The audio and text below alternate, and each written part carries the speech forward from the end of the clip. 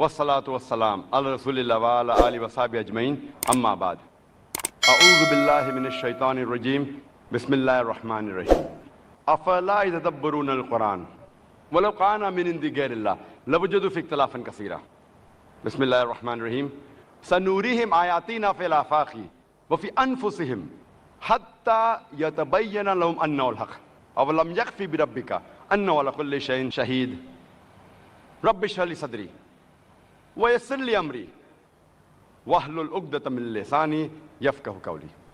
আমার গুরুজনেরা এবং প্রিয় ভাই ও বোনেরা, সবাইকে স্বাগত জানাই ইসলামিক সম্ভাষণে। আসসালামু আলাইকুম ওয়া রাহমাতুল্লাহি ওয়া বারাকাতুহু। আল্লাহ সুবহানাহু ওয়া তাআলার দয়া, শান্তি এবং করুণা সকলের উপর বর্ষিত হোক।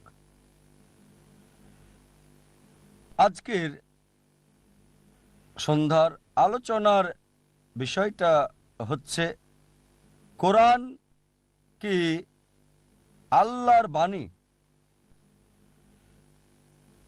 অনেকের মনে একটা ভুল ধারণা আছে যে ইসলাম হলো একটা নতুন ধর্ম যেটা এসেছে 1400 বছর আগে, আর নবী মুহাম্মদ সাল্লাল্লাহু আলাইহি সাল্লাম এই ধর্মের প্রতিষ্ঠাতা। সত্যি বলতে ইসলাম হলো সবচেয়ে প্রাচীন ধর্ম, যেটার শুরু হয়েছে পৃথিবীর প্রথম মানুষের সময়। আর নবী মুহাম্মদ সাল্লাল্লাহু আলাইহি সাল্লাম এই ধর্মের প্রতিষ্ঠাতা নন, তবে তিনি সর্বশেষ এবং চূড়ান্ত রাসূল, আল্লাহ সুবহানাহু ওয়া তাআলার সর্বশক্তিমান ঈশ্বরের, যাকে দেওয়া হয়েছে সর্বশেষ ও চূড়ান্ত বার্তা পবিত্র কোরআন। সকল নবীগণ যারা সর্বশেষ ও চূড়ান্ত নবী মুহাম্মদ সাল্লাল্লাহু আলাইহি সাল্লামের আগে এসেছিলেন, তাদেরকে একটা নির্দিষ্ট গোত্রের জন্য প্রেরণ করা হয়েছিল, আর সেই নবীকে ওই গোত্রের লোকদের জন্য মানা আবশ্যক ছিল একটা নির্দিষ্ট সময়ের জন্য। যেহেতু পূর্ববর্তী সব কিতাব নির্দিষ্ট একটা গোত্রের জন্য ছিল, নির্দিষ্ট সময়ের জন্য ছিল, আর তাদের অনেক মুজিজা দেখিয়েছেন পূর্ববর্তী নবীগণ, যেমন ধরেন সমুদ্রকে দুই ভাগ করা, মৃতকে জীবিত করা, সেই সময়ের লোকদের সন্তুষ্ট করত। কিন্তু এখন আমাদের জন্য এগুলোর পরীক্ষা করার, যাচাই করার কোনো সুযোগ নাই। আর নবী মুহাম্মদ সাল্লাল্লাহু আলাইহি সাল্লামকে শুধু মুসলিম বা আরবদের জন্য প্রেরণ করা হয়নি। পবিত্র কোরআন বলছে সূরা আম্বিয়া অধ্যায় 21 আয়াত 107-এ, ওয়ামা আরসালনাকা ইল্লা রাহমাতাল লিল আলামিন, আমি আপনাকে প্রেরণ করেছি রহমত স্বরূপ সমগ্র সৃষ্টির জন্য, রহমত স্বরূপ সমগ্র মানবতার জন্য, রহমত স্বরূপ সারা পৃথিবীর জন্য। যেহেতু নবী মুহাম্মদ সাল্লাল্লাহু আলাইহি সাল্লাম শুধু মুসলিম বা আরবদের জন্য ছিলেন না, তিনি ছিলেন সমগ্র মানবতার জন্য, আর ছিলেন সর্বশেষ নবী। যে মুজিজা তাকে দেওয়া হয়েছে সেটা সর্বকালের জন্য, আর তার এই মুজিজা সে সময়ের লোকদের সন্তুষ্ট করেছে, বর্তমানেও এবং ভবিষ্যতেও করবে। যেহেতু তিনি সর্বশেষ নবী, তার মুজিজাও সর্বকালের জন্য সবাইকে সন্তুষ্ট করবে, আর যাচাই করা যাবে শেষ দিন পর্যন্ত। যদিও নবী মুহাম্মদ সাল্লাল্লাহু আলাইহি সাল্লাম তিনি তখন নিজে শত শত মুজিজা দেখিয়েছেন, তবে সেগুলোর প্রতি গুরুত্ব দেননি। আর সমগ্র মুসলিম জাতি আমরা গর্ব করি তার চূড়ান্ত মুজিজার, সেটা হচ্ছে পবিত্র কোরআন, যেটা সর্বশেষ এবং চূড়ান্ত বার্তা আল্লাহ সুবহানাহু ওয়া তাআলার সর্বশক্তিমান ঈশ্বরের সর্বশেষ এবং চূড়ান্ত নবী মুহাম্মদ সাল্লাল্লাহু আলাইহি সাল্লামের প্রতি। এটা হচ্ছে সর্বকালের জন্য অলৌকিক। এটা সেই সময়ের লোকদের সন্তুষ্ট করেছে, এখনো সন্তুষ্ট করছে এবং শেষ দিন পর্যন্ত করবে। এটা সেই সময় পরীক্ষা এবং যাচাই গেছে, এখনো যাচাই করা যায় এবং ইনশাআল্লাহ এটাকে যাচাই এবং পরীক্ষা করা যাবে শেষ দিন পর্যন্ত। এ কারণেই সর্বকালের জন্য অলৌকিক। এটা সেই সময়ের লোকদের সন্তুষ্ট করেছে, এখনো সন্তুষ্ট করছে এবং শেষ দিন পর্যন্ত করবে। এটা সেই সময় পরীক্ষা এবং যাচাই করা গেছে, এখনো যাচাই করা যাবে এবং ইনশাল্লাহ এটাকে যাচাই এবং পরীক্ষা করা যাবে শেষ দিন পর্যন্ত। এ কারণেই এটা হচ্ছে অলৌকিকের অলৌকিক। আর কোরআন সম্পর্কে বললে যে কোনো মানুষ যার কোরআন বিষয়ে কিছুটা জানা আছে, হোক মুসলিম বা অমুসলিম, এটা স্বীকার করবে যে কোরআন যে মানুষটি প্রথম তেলাওয়াত করেছিলেন তার নাম মুহাম্মদ সাল্লাল্লাহু সাল্লাম। তিনি জন্মগ্রহণ করেছিলেন আরবের মক্কাতে। আর এই বিষয়টাতে কারো দ্বিমত নাই। যে কোনো লোক যার কোরআন বিষয়ে একটু জ্ঞান আছে, হোক সে মুসলিম অথবা অমুসলিম। এখন যদি আমরা কোরআনের উৎসের ব্যাপারে আসি, অনেক যুক্তি, উত্তর, অনুমান ইত্যাদি রয়েছে। এগুলোকে তিনটি শ্রেণীতে ভাগ করা যায়। প্রথমটা হচ্ছে নবী মুহাম্মদ সাল্লাল্লাহু আলাইহি সাল্লাম কোরআনের উৎসের ব্যাপারে যে কোনো ধারণায় হোক এই তিন শ্রেণীর মধ্যেই পড়বে। সেটা শর্তটা মতামত থাক, এই তিন প্রকারের মধ্যেই সেটা পড়বে। আজকে আমরা পরীক্ষা আর যাচাই করব বিভিন্ন মানুষের দেওয়া বিভিন্ন অনুমান আর মতামতের। সবগুলো বলার হয়তো সময় হবে না, যেহেতু সময় খুবই সীমিত। আমি আলোচিত আর গুরুত্বপূর্ণ মতামতগুলো নিয়ে এখানে শুধু কথা বলবো। প্রথমে দেখব নবী মুহাম্মদ। এটা হচ্ছে খুবই অযৌক্তিক যে কোনো ব্যক্তি স্বীকার করবে না বা কেউ বলবে না এমন কোনো বিখ্যাত কাজ করার পর, হোক সেটা সাহিত্য অথবা বিজ্ঞান, যা কিছু এমন বিষয় বলেছেন ইসলামের সমালোচকেরা। তারা বলে নবী মুহাম্মদ সাল্লাল্লাহু আলাইহি সাল্লাম কোরআনের রচয়িতা। কখনোই নবীজি এই ব্যাপারটা একটা শব্দ রচনা করেছেন কখনোই দাবি করেননি। তিনি দাবি করেননি যে কোরআন তিনি নিজে রচনা করেছেন। আর কোরআন হচ্ছে আরবি ভাষার শ্রেষ্ঠ কাজ। তাহলে কেন একজন ব্যক্তি এই শ্রেষ্ঠ কাজের কৃতিত্বটা নেবেন না? কেন মিথ্যে বলবেন? ইতিহাস আমাদের বলে বাল্যকাল থেকে নবুয়ত লাভ করা পর্যন্ত 40 বছর বয়স পর্যন্ত মুহাম্মদ সাল্লাল্লাহু আলাইহি সাল্লাম একটা মিথ্যে কথাও কখনো বলেননি। একটা মিথ্যের প্রমাণ নেই। জীবনে তিনি মিথ্যে বলেননি একটাও। আর নবুয়ত পাওয়ার আগে তিনি পরিচিত ছিলেন সত্যবাদী, সৎ মানুষ আর দানশীল হিসেবে। তাকে বলা হতো আলামিন। শত্রুরা, বন্ধুরা সবাই তাকে বলতো সত্যবাদী। অনেক দৃষ্টান্ত আছে। এমনকি সেসব লোকও নবীজির নবুয়ত লাভের পর তারা বলতো সে মিথ্যে বলছে। তারপরে শত্রুরা, বিরোধীরা তাদের মূল্যবান জিনিসগুলো নিরাপত্তার জন্য তার কাছে রাখত। বিষয়টা তারপরও পরিষ্কার হয় যখন নবীজি মক্কা থেকে মদিনা হিজরত করেন। তিনি হযরত আলী রাদিয়াল্লাহু আনহুকে বললেন এই জিনিসগুলো মালিককে বুঝিয়ে দেবে। তার শত্রুরা বলতো সে মিথ্যে বলছে, তারপরও তাকে তারা বিশ্বাস করত, মূল্যবান জিনিসগুলো তার কাছে রাখতো। কেন?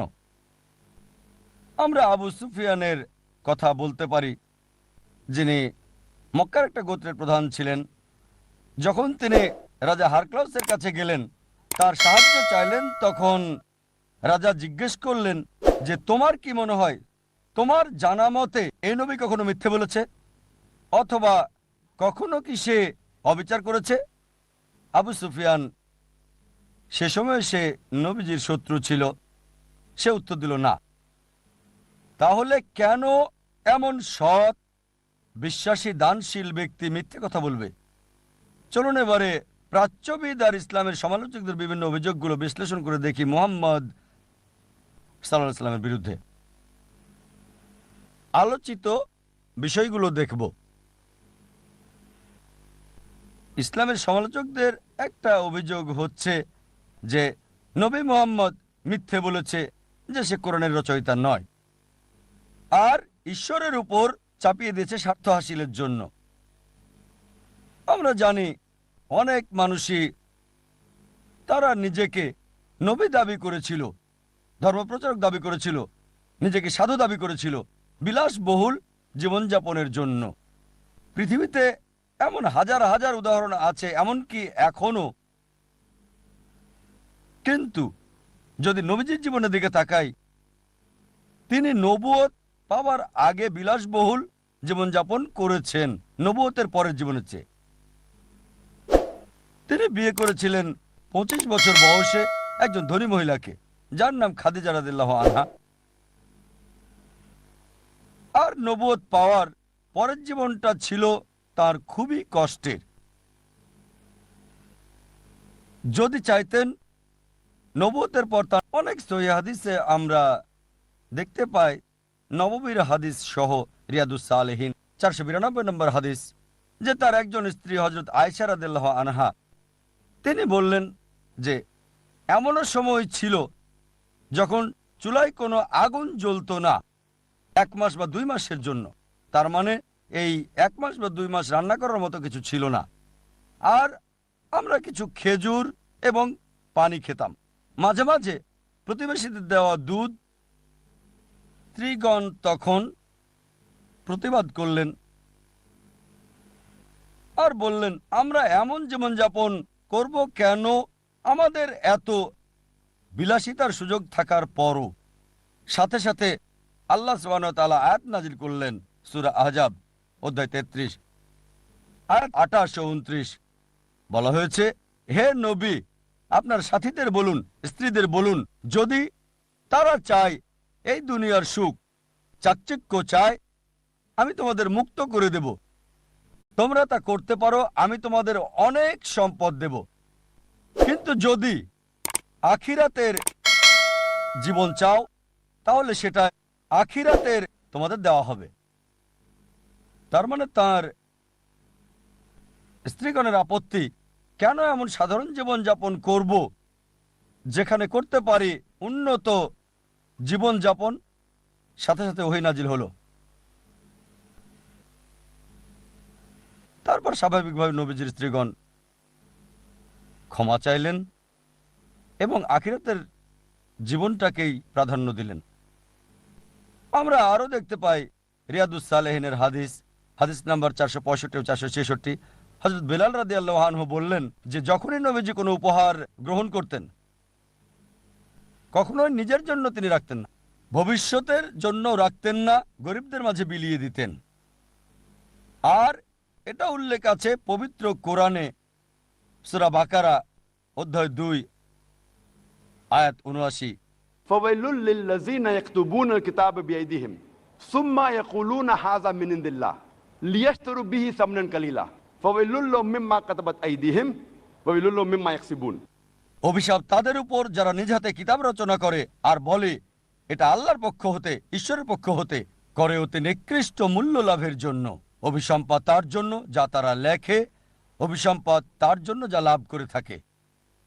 এখন চিন্তা করেন, যদি নবীজি মিথ্যে কথা বলতেন যে এই বই আল্লাহর নিকট হতে না, আসলে তিনি রচনা করতেন,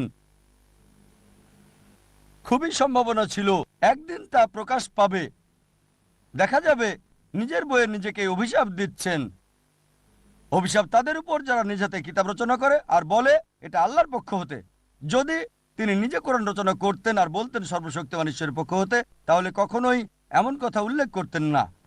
আর সবার ব্যাপারেই তিনি বিশ্লেষণ করেছেন, আদম আলাইহিস সালাম থেকে শুরু করে বর্তমান সময় পর্যন্ত। তিনি নবী মুহাম্মদ সাল্লাল্লাহু আলাইহি সাল্লামকে 1 নম্বরে রেখেছেন। তাইলে দাবি করতেন না যে কোরআন ঈশ্বরের পক্ষ থেকে, আসলে যদি তিনি রচনা করতেন।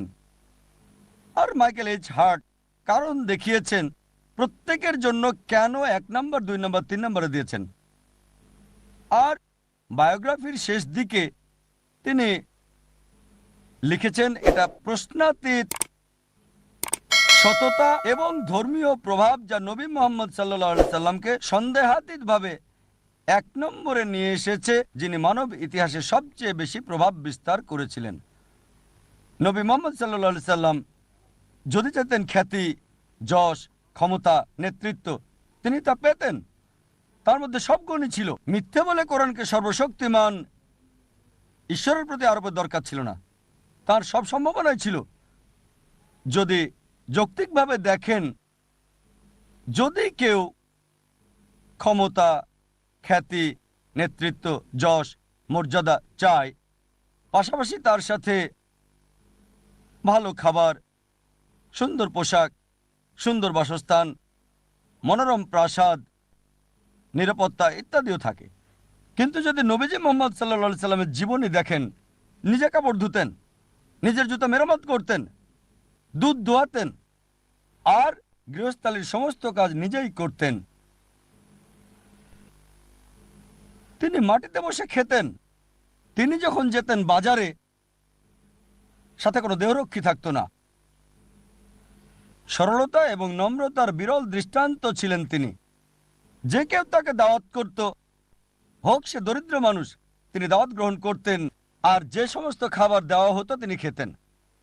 এইসব কারণে তার শত্রুরাও বলা বলি করত, যা পবিত্র কোরআনে বলা আছে, সূরা তাওবা অধ্যায় 9 আয়াত 61।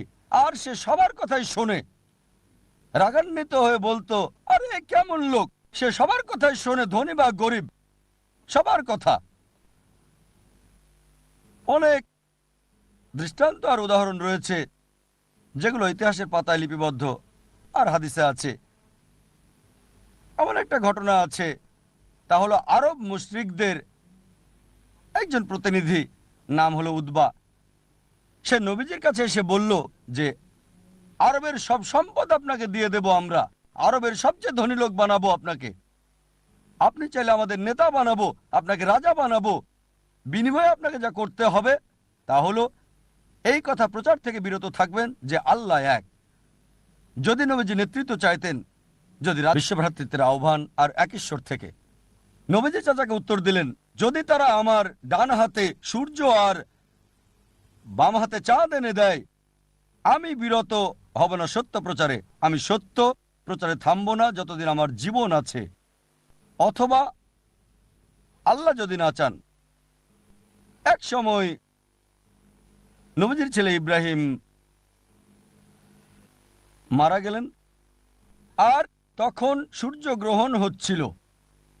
লোকজন বলা বলি করলো, আহ, এটা ঈশ্বরের নিদর্শন, সূর্য বিষণ্ণ হচ্ছে, কারণ একজন মারা গেছে, সে হচ্ছে নবী মুহাম্মদ সাল্লাল্লাহু আলাইহি সাল্লামের ছেলে। তারপর নবীজি উত্তর দিলেন আর বললেন, সূর্য এবং চন্দ্র এগুলো আল্লাহ সুবহানাহু ওয়া তাআলার সৃষ্টি, কোনো মানুষের জন্ম অথবা মৃত্যুর কারণে চন্দ্র সূর্য গ্রহণ হয় না। যদি তিনি খ্যাতি আর ক্ষমতা চাইতেন, তার জন্য সুযোগ ছিল, তিনি বলতে পারতেন, হ্যাঁ আমার ছেলে মারা গেছে, আমি দেখছি স্বর্গ কাঁদছে। তিনি তা বলেননি, কারণ তিনি সত্যবাদী। কিছু সমালোচক তারা বলে নবী মুহাম্মদ সাল্লাল্লাহু আলাইহি সাল্লাম নাউজুবিল্লাহ কোরআনকে আরোপ করেছিলেন ঈশ্বরের প্রতি, কারণ তিনি আরবদের একত্রিত যেটা বলে বা ইশারা ইঙ্গিতে বলেছে আরব ঐক্যের কথা, একটাও নেই। একটা তো কোনোভাবেই বলছে না ঐক্যের ব্যাপারে বা আরবদের স্বাধীনতার ব্যাপারে। কোরআনে উম্মার কথা আছে, জাতির কথা, সমগ্র মানব জাতির। আর একজন মানুষের উপর আরেকজন মানুষের শ্রেষ্ঠত্বের বৈশিষ্ট্য জাতের ভিত্তিতে নয়, বর্ণের ভিত্তিতে নয়, সম্পদের নয়, লিঙ্গের ভিত্তিতে নয়, এটা তাকওয়ার ভিত্তিতে। আর এটা বলা হয়েছে সূরা হুজুরাত অধ্যায় 49 আয়াত 13। আল্লাহ বলেছেন, ইয়া আইয়ুহান নাসু ইন্না খালাকনাকুম মিন যাকরিন ওয়া উনসা ওয়া জাআলনাকুম শুউবান ওয়া কাবাইলা লিতারাফু ইন্না আক্রামাকুম ইনদাল্লাহি আতকাকুম ইন্নাল্লাহা আলিমুন খাবীর। হে মানব জাতি, আমি তোমাদেরকে সৃষ্টি করেছি এক জোড়া নারী এবং পুরুষ থেকে, আর বিভক্ত করেছি জাতি এবং গোত্রে, যাতে তোমরা একে অপরকে চিনতে পারো। এজন্য নয় যে একে অপরকে ঘৃণা করবে। আর সেই বেশি সম্মানিত আল্লাহ সুবহানাহু ওয়া তাআলার কাছে যার রয়েছে তাকওয়া। আল্লাহ সুবহানাহু ওয়া তাআলার কাছে বিচারের মানদণ্ডটা জাতি, বর্ণ, দল, লিঙ্গ, সম্পদের ভিত্তিতে নয়, এটা তাকওয়ার ভিত্তিতে। এটা খোদাভীরুতা, এটা বিশ্বাস। অনেক আয়াতই রয়েছে কোরআন